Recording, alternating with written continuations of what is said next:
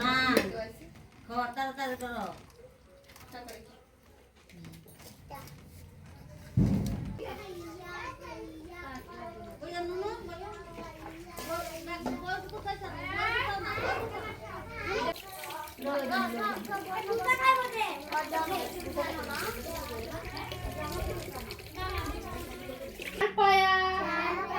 Mini বেড়াল, ঘুরিয়া বেড়াল।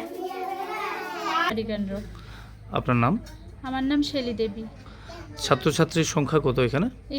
আমার এখানে টোটাল আছে 37, তার মধ্যে 0 থেকে আছে 4 জন, আবার 6 মাস থেকে 3 বছরের আছে 19 জন, আর 3 থেকে 6 বছরের আছে 15 জন। তো 15 জনের মধ্যে আবার 2 জন আছে নার্সারির বাচ্চা।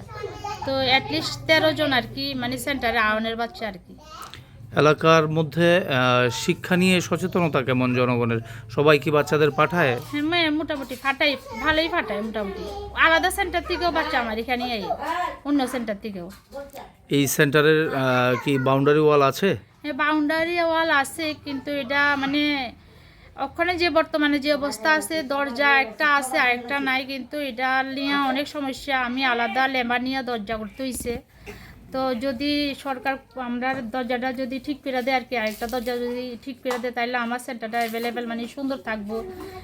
বাইরে গরু ছাগলের পরিবেশ থেকে আমার যে কিচেন গার্ডেন আছে এটা রক্ষা পাইবো আর কি।